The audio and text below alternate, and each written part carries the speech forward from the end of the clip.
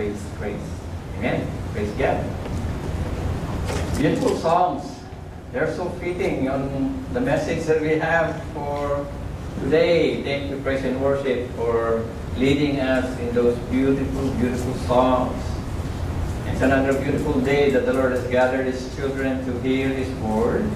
Amen. And for today, our topic is the new you. Right? Put on the new. Based on the book of Colossians, chapter 3, verse 1 to 17. I will just be reading verse from 1 to 3 for now. And please, please join me to stand up, please, raise up, and let us read the word of God. If you have your Bible, please turn your Bible in Colossians chapter 3, verse 1 to 3. And this is written in the NASB translation. This is what it says. Therefore, if you have been raised up with Christ, keep seeking the things above, where Christ is, seated at the right hand of God. Set your mind on the things above, not on the things that are on earth. For you have died, and your life is hidden with Christ in God. Let's pray. Father God in heaven, again, O Lord God, you have blessed us so much, O God. And once more, you have gathered us here in this place to hear your word, O God, that would encourage us, O Lord, to give us insight, Lord God, to strengthen us in our faith, O Lord God, to renew our mind, O Lord God, on the things that we think. And again, O Lord God, we come here, O Lord, to grow in the faith, to gain knowledge and wisdom from you alone. And we pray, your Holy Spirit, that it would move in our midst, O God. And I pray, O Lord, that you would lead my lips, O God, guide my lips as I speak your word, O Lord God, that may give encouragement and strength for each one of us.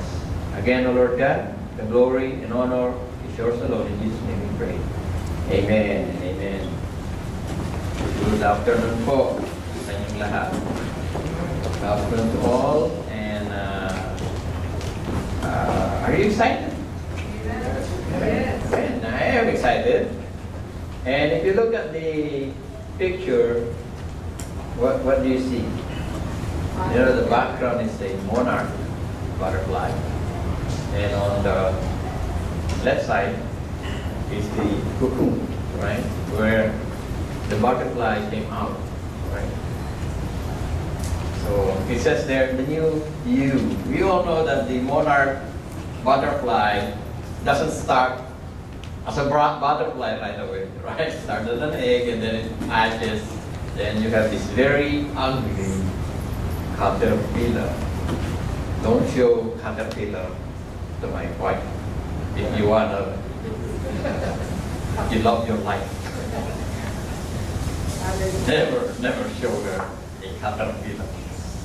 Butterfly is okay. But from that ugly, crawly, creepy insect, you know, nobody likes. When it metamorphosizes, it changes. It becomes a very beautiful butterfly. Right? And this is what Paul is writing about in the Colossian church. Well, the Colossian church is something that, it's a church that it wasn't Paul who started it. It was Epaphras who started this church. But Paul was writing the church, right? And there are some admonitions, there are some things that Paul has written these believers in Christ. And there in number 3, in chapter 3, verse 1 to 3, it says there, therefore if you have been raised up with Christ, right? It's a question, if you have been raised, right? But before anyone could be raised up in Christ, before a person can be resurrected, like Lazarus, what is the precondition for that? You have to die first, right? The doctor will not resuscitate you if you're still alive, right? It only resuscitates a patient when it goes to flat line, right? If a person dies. And here Paul is saying, if you have truly been raised up with Christ, keep seeking the things that are above. Focus. Focus, right? Where is our focus? It says here, keep seeking the things that are above. Where Christ is. That's why the song here, they're lovely. I want to be where you are. Right? And we know Christ is in heaven. And also Christ resides in the heart of all those who love Him. Seated on the right hand, and then in verse 2 he says, set your mind on the things above. Twice mentioning it. Right? Set your mind on the things above, not on the things that are on earth. For you have died, and your life is hidden in Christ Jesus our Lord. Right? Set your mind on the things above. But there are some few questions here that I would like to ask to everyone. Where does our affection lie? Where does our mind is set on achieving or attaining or things that are priority in our lives? If you look at it, in the picture, there is gold, money, wealth. So some people, their aim is to get rich. Get a lot of money. I mean, money, we need it all, right? You can't live in Canada without money. None of these things are bad by themselves, right? We need money.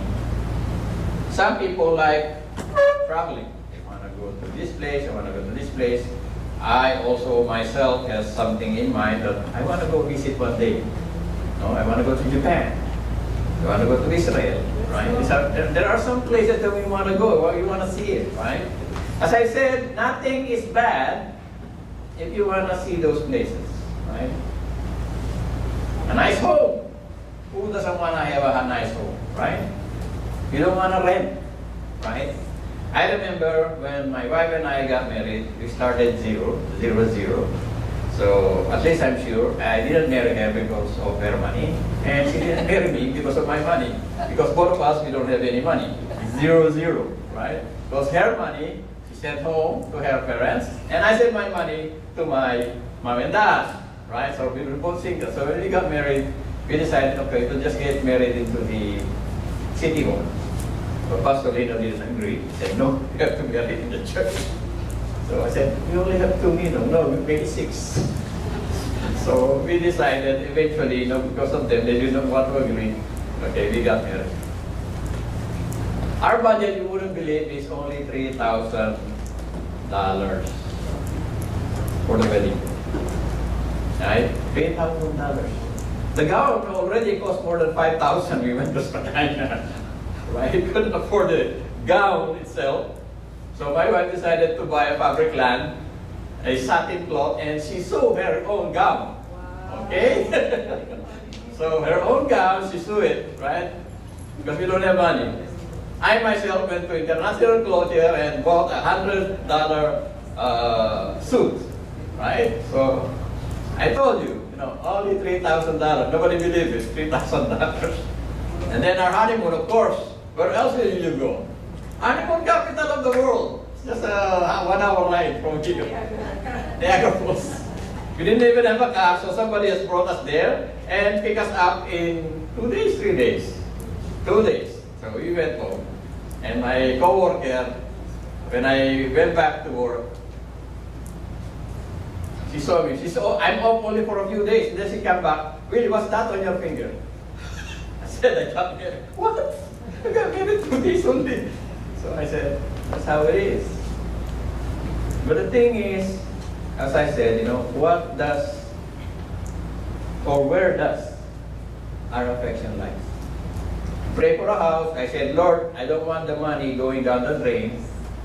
I pray that somehow, one day, you will give us a place that we can call our own. And then I think a few weeks after that, somebody came to our place with ligaya and said, okay, I'm going to show you some house. So we don't have money. No, don't worry about the money. Just go around. So we went around, show us, I think, 3 or 4 houses. The last one is the one we have now. And then I said, maybe we cannot pay for it. And he said, no, compute. Okay. My wife is working part-time, 6 to 11. I work full-time. And how much is the mortgage? And the guy said, okay, by computation, the mortgage is 800. Bi-weekly. 800 bi-weekly. You know how much my pay is? 800 bi-weekly. And my wife is only part-time. Part-time, 6 hours. How are you going to survive? Who's going to pay the utilities? Your food, your clothing, your transportation, everything. How? It's almost like impossible. But we've been living in that house for 18, 20 years now. By God's grace. God provided. He answered my prayer. He said, okay, when I have a place of your own, I provide you a place of your own. How can we pay that? Do the math. You can't. Right? But we survive. Not I. Like the song? It's Christ. It's Christ. Right? Who wants a nice car? I want a nice car. Eh? It's not bad. If you can afford it, okay? If you cannot afford it, okay? Get something safe. And that will bring you from A to B. Right? Don't care about the color. Don't care about the brand, as long as it's safe and reliable and can bring me from A to B safely. That would be nice. If you have more money, maybe you can get a Ferrari or a Lamborghini. Right? But where does your affection lies? Does your affection lies on these things? Is this the focus of your life? To get more money. You know, the primary here is money. If you have money, you can travel, you can buy a house, you can buy a car. You can get a good spouse too. Right? So, where does your affection lies? What is the priority of your life? What is the thing that you struggle to get? Right? Is this the things that you struggle to get? To attain? Right? So fleeting, right? It will be gone in a second, right? The next question is, to whom does your affection lies? Is it your spouse, your loved one, your wife, your husband, your children, your mom, your dad, your brother, your sister? To whom does your affection lies? Which one of your loved one is the most important in your life? Which is the number one? Most likely, most people would answer, the closest relationship that you have, that you love, is your family. Your husband or your wife.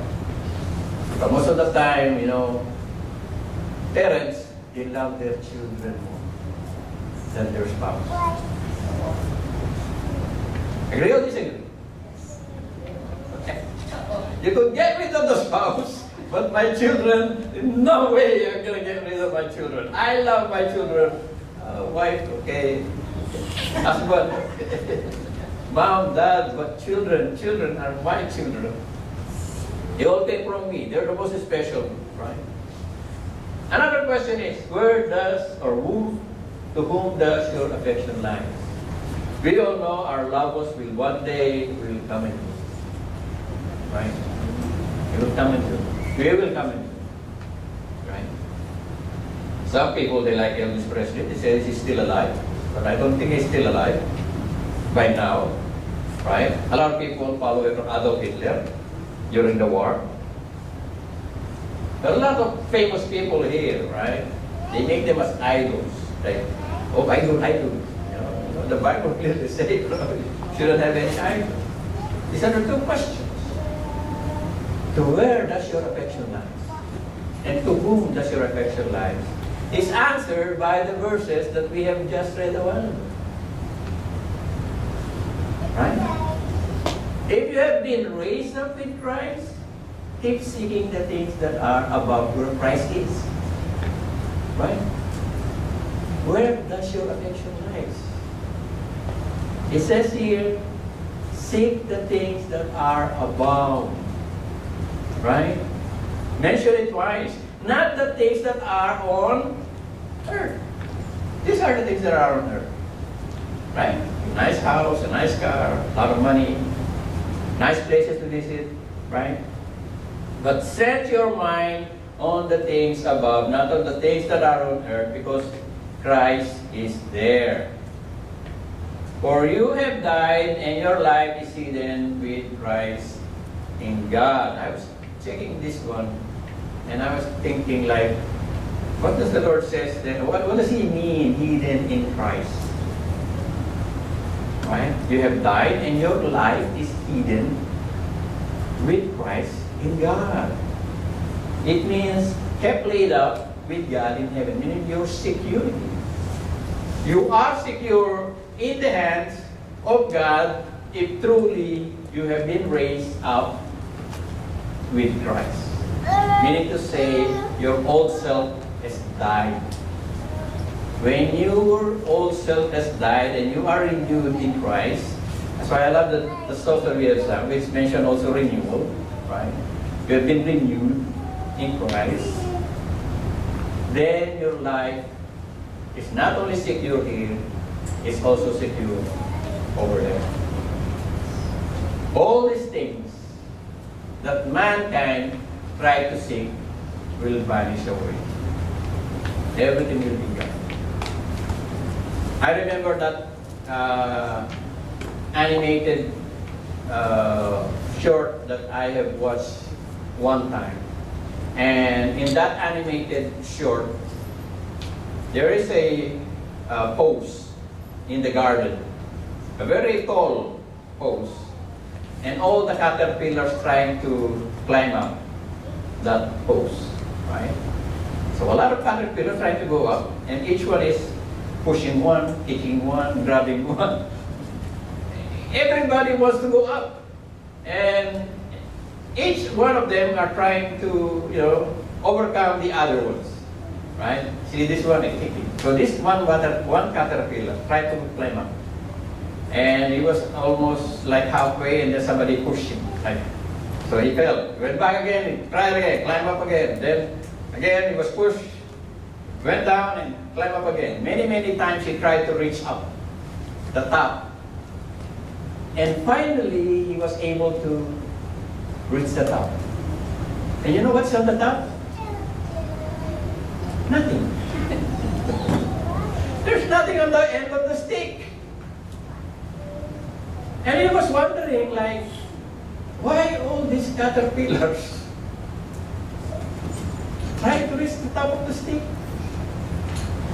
And sometimes that's what we do. Right? We go on things, trying to accumulate as much as we can, trying to accumulate as much money as we can. And in the end, when we die, we are gonna leave it all. Right? The struggle, the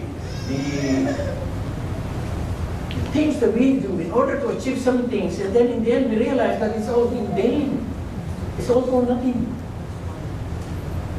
And the caterpillar decided, why am I struggling? And I was pushing everyone, right? In order to get this, to achieve this, in the end it's nothing. So he decided, okay, forget about it. I'll just go down. Go down, climb a small plant, eat the leaves, and it became a cocoon. And after the transformation, right? After the transformation, he became a butterfly. And finally, he was free. He was free. He doesn't need to push anyone. Doesn't need to struggle. He will fly.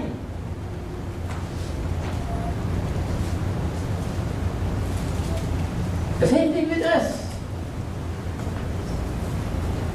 When God transforms our lives, we are free. We don't need to struggle.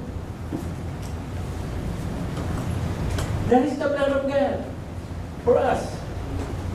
He loves us so much. So these are the two questions. And I know the true believers in Christ, we know to where our affection lies above.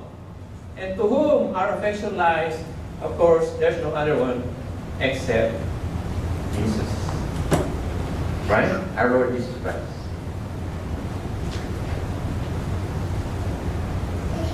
Therefore, if you have been raised up with Christ, keep seeking the things above, where Christ is, seated on the right hand of God. Set your mind. Set your mind. The priority. Prioritize. Keep seeking the things that are above. Righteousness. Holiness. Right? Keep this in your mind. Never forget it. Because everything else will vanish away. Right? As Paul mentioned, seek on the things that are unseen. The unseen are eternal. Right? The ones that are seen are temporal. They will come and they will go. Seek up or store up yourselves treasures in heaven, neither moth nor rust can destroy, where thieves do not break. And Jesus mentioned, where your treasure is, your heart will there be also. So where are your treasure? In the bank? In the vault? Right? Or some people will say, oh, my family is my treasure. Where does your treasure? Where is your treasure? Is it in heaven? Or is it somewhere else? Right?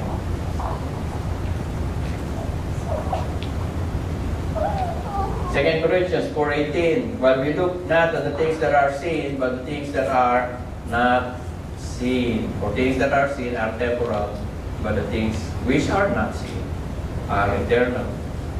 Hebrews 12:2. Fixing your eyes on Jesus, the author and perfecter of your faith. So, looking unto Jesus, right? Our focus is in Jesus. Sometimes our focus is on our brother, on our sister,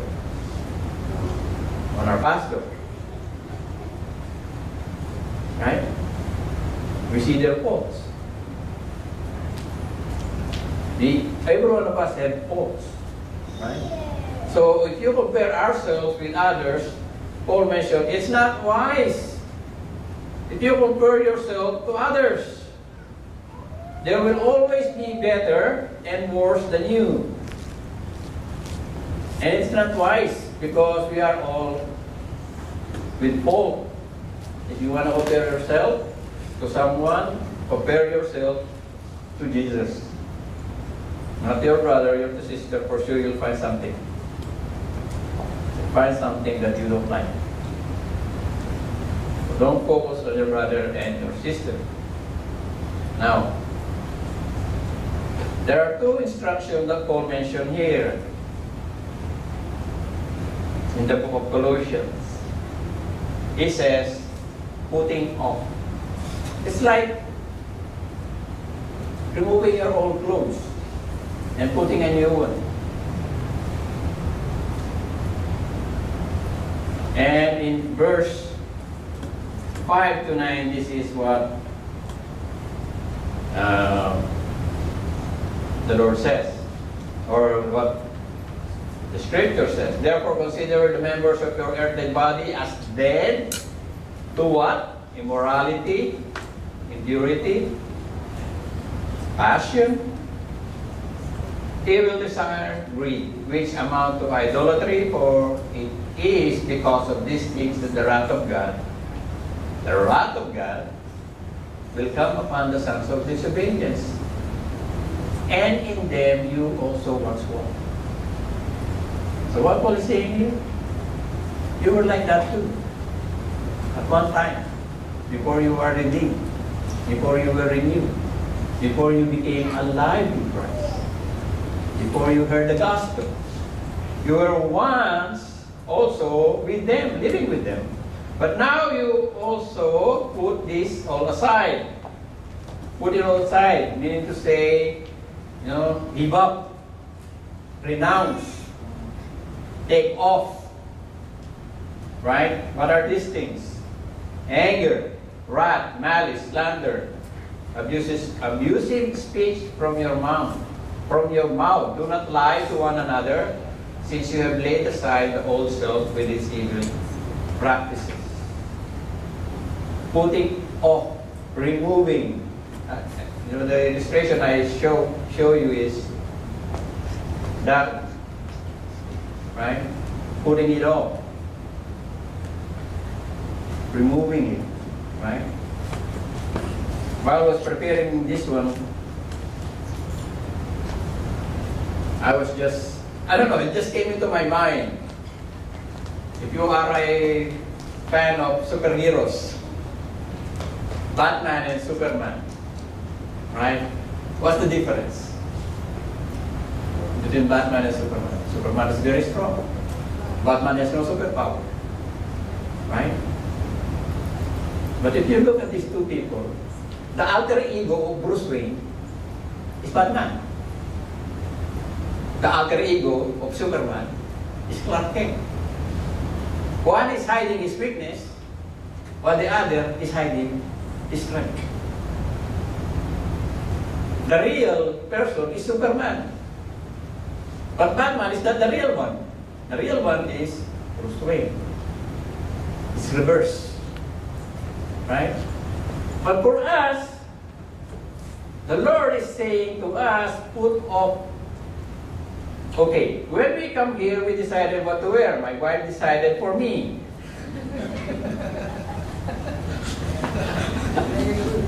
Okay? I don't know who decided for you guys. You choose the clothes, right? Why? Why did you choose to wear those clothes that you wear now? Right? It represents you, right? It represents you. Right? So here it's saying, if this is the one that represents you, take it off. Remove it. Put it aside. Renounce it. Forget about it. Because you are no longer like this. Remember our two messages, walking the line? Walking the line, you can only walk the line if there is transformation of your heart and your conscience and the faith. Right? Which are all done by God anyway. Right? Everything is done by God. But, does people see that? No. They can only see the evidence in your outward of your clothes. What you represent, right? It has to be evident in your life, in our lives. That's why it says that put on, remove that ugly thing. Immorality. Actually, the word immorality here is derived from the word porneia. Does it sound familiar to you? Porneia? Porno. Pornography. That is the root word of it. To sell off, selling off, surrendering of sexual purity, promiscuity of any type or any level. Get rid of this kind of lifestyle. Uncleanliness is lust. Passion by itself is not bad. You have a passion for the work of God, it's not bad. But here it's talking about depraved and vile passion. Right? Earthly passion. Evil desire. Inner malice flowing out of a morally rotten character. Evil desire. Some people, I don't know, their only intention is to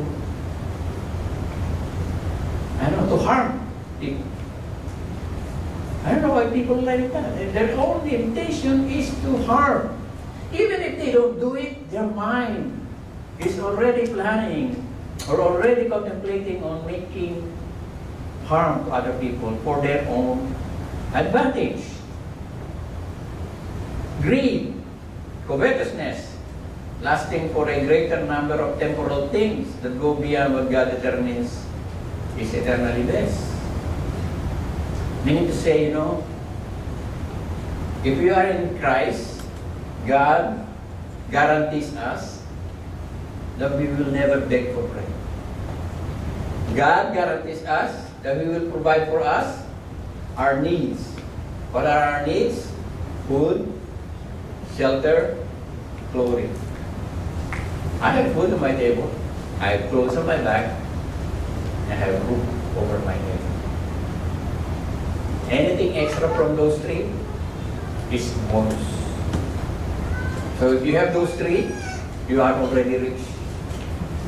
God has already provided for you your needs. Right? If you have extra, good.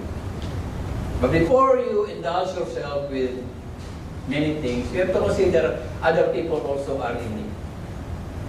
Okay? Because, as I was saying, sometimes it's just a luxury to us, right? When we spend something for luxury, it's already livelihood for other people. You know what I mean?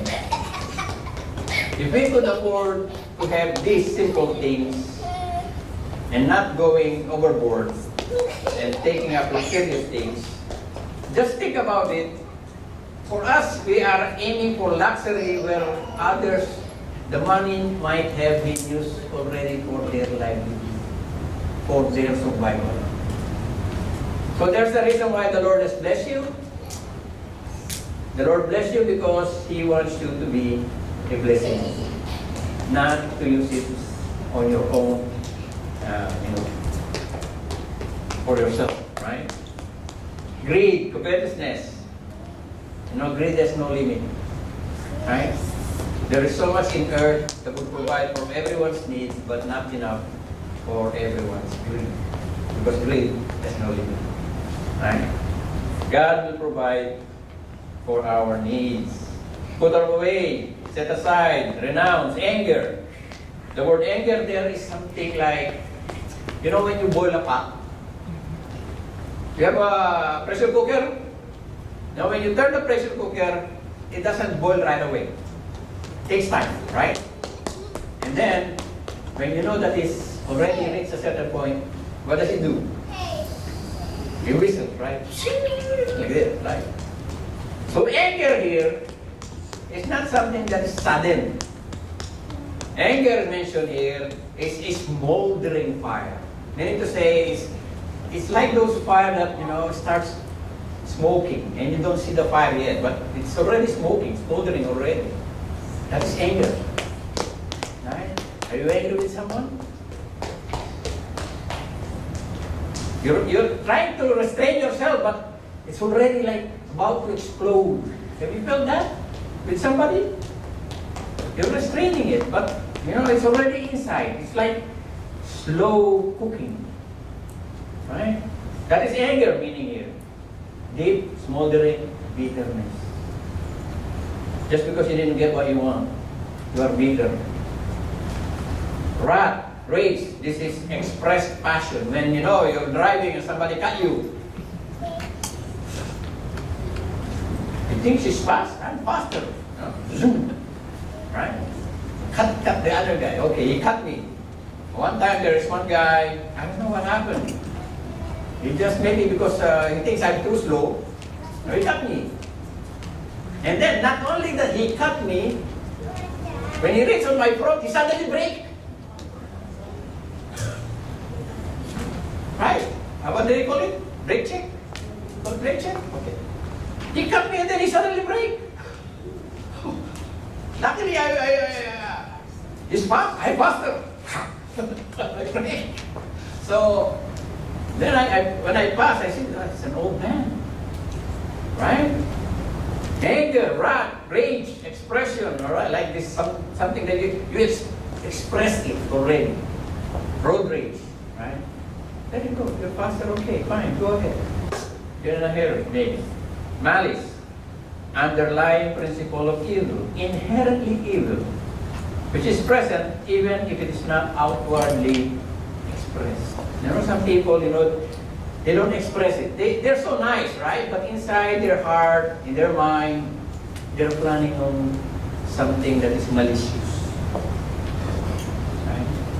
Get rid of this, Paul said to the Corinthians. If truly you are saved, you truly are raised up with Christ, truly you have given your life to Christ, you are renewed, get rid of these bad things. Slander, okay, slander. What is slander? When you speak about another person in an injurious way. Bad-mouthing somebody. Okay. Who are famous for bad-mouthing?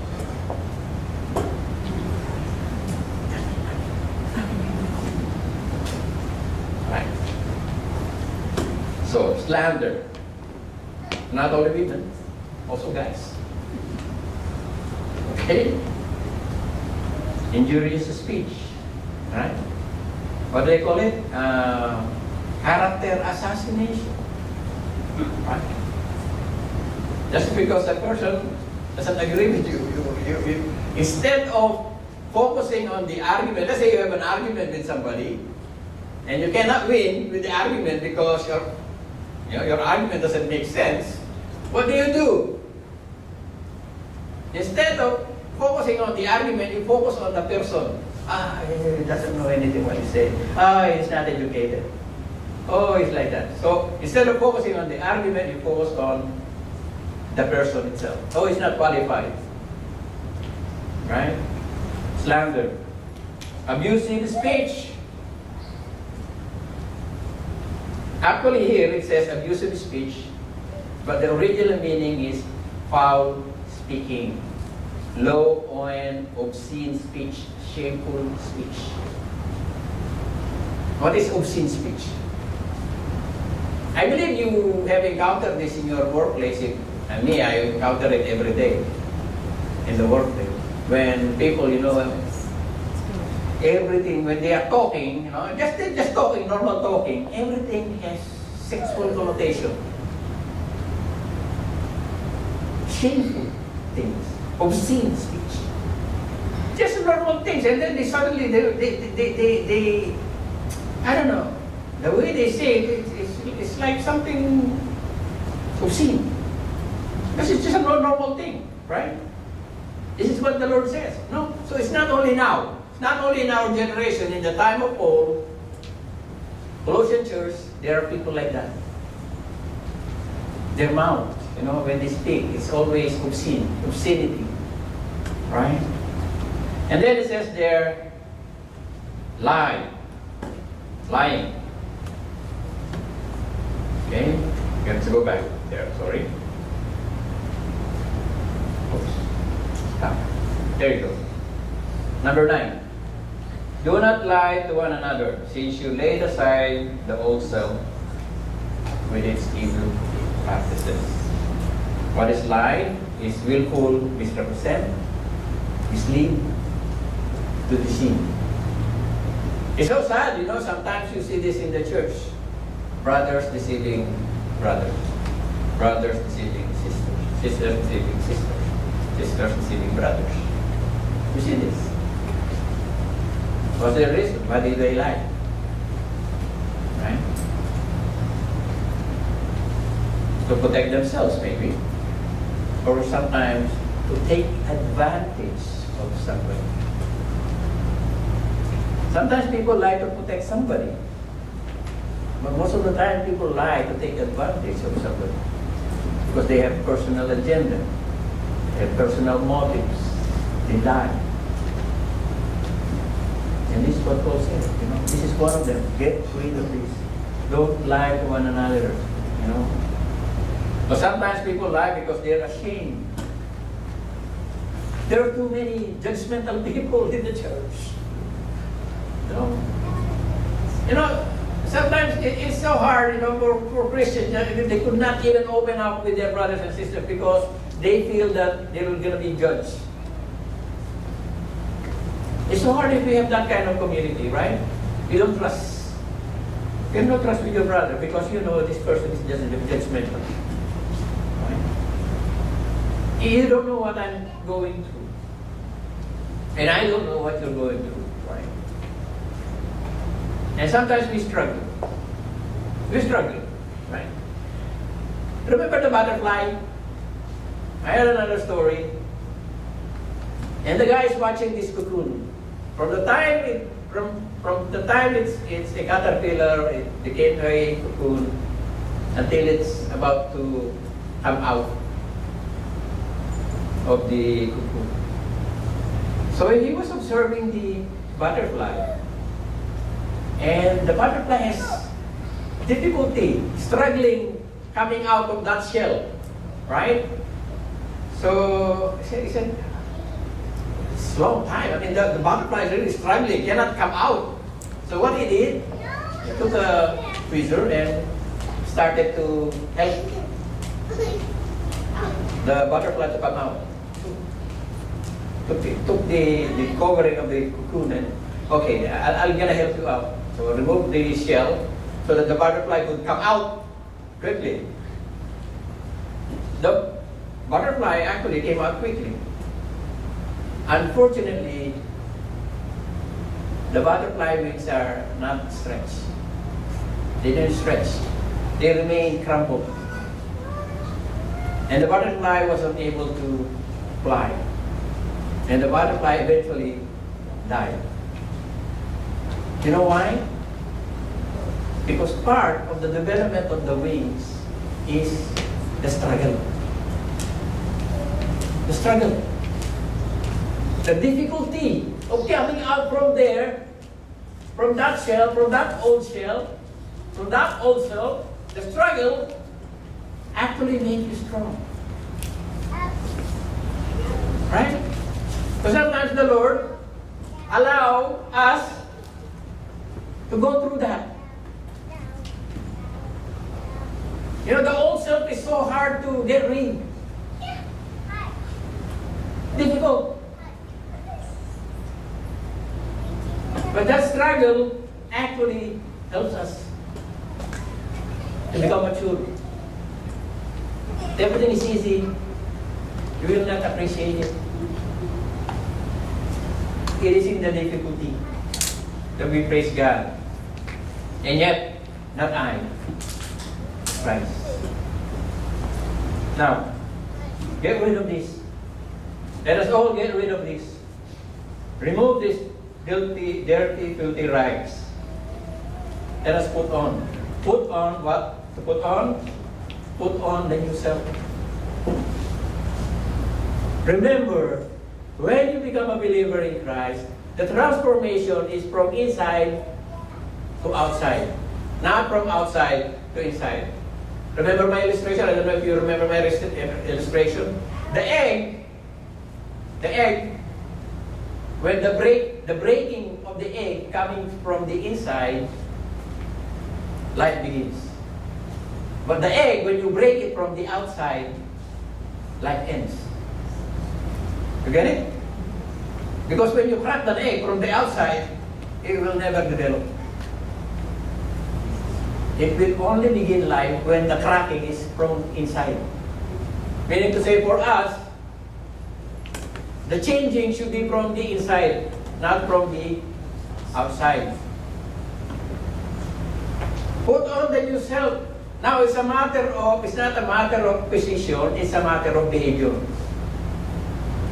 If you gave your life to Christ, you are already transformed. You are a new creation. You are new in Christ. Right? That is your position. But sometimes our behavior is different. We still have the old self.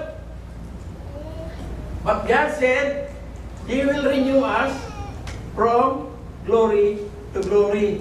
Renewal is progressive. But if you are a Christian for more than 20 years and there is no progress, you have to ask your question, am I truly saved? Right? I understand, a new believer. Right? Struggling. You grow in the faith. It's directional. Direction, not perfection. What is your direction? Is your direction worldly or your direction is godly? Right? What is your direction? No. What is things that says here? Who is being renewed to the true knowledge according to the image of the one who created me. And there's no distinction. There's no male, no female, no Greek. Everyone is the same. Those who have been chosen by God, holy and beloved, put on a heart of compassion, kindness, humility, gentleness, and patience. Who could disagree with these things? Only the devil will disagree with these things. Patience, love, humility, kindness. Who would disagree with these things? If the body of Christ are like this, full of humility, full of kindness, full of patience, bearing one another, forgiving one another. Whoever has a complaint about, whoever has a complaint, si kapatid ganyan eh. Kapatid ganyan eh. Right? If you have a complaint, forgive. How do you expect God to forgive you? You cannot forgive. Right? Beyond all these things, put on love. Because if you love somebody, you will not harm them. You will not think something bad of them. That is actually the glue of the church. If we love one another, then we have no problem to have unity and harmony. Right? We are all together in Christ, loving Christ. Our direction is the same. The only thing is when somebody comes and is not in the same direction, is on the other side of the direction. Right? Then you will have struggle. You will have problems.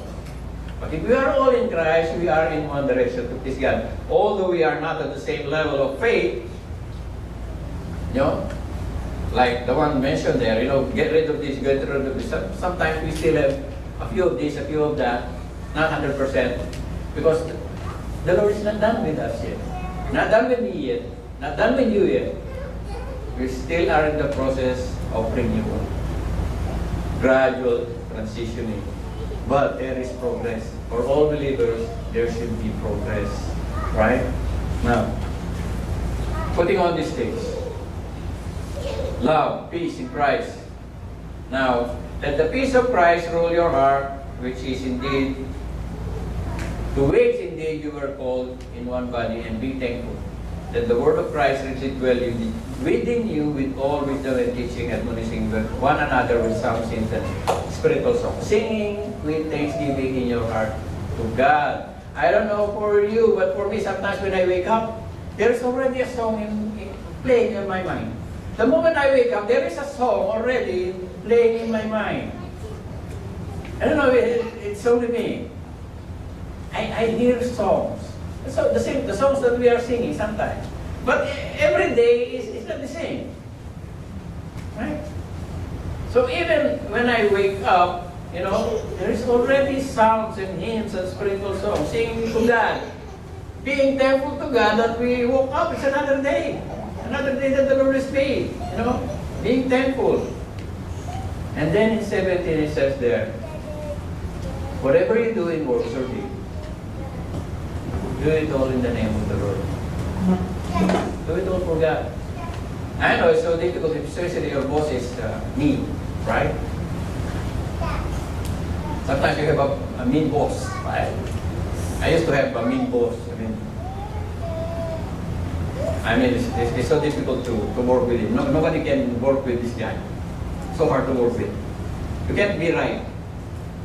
No matter what you do, you're going to be wrong. So imagine that. Right? You do this, you're wrong. You do this, you're wrong. One time he told me, put this screw, put this panel, and I put this panel, put the 2 screws today, and put the other 2 tomorrow. So, it doesn't make sense. I can put the 4 screws. It doesn't make so much time to put the 4 screws. So I put the 4 screws. In the afternoon, he came back. He saw it 4 screws. So I was like, so what did I told you? I told you to put the 2 screws today and put the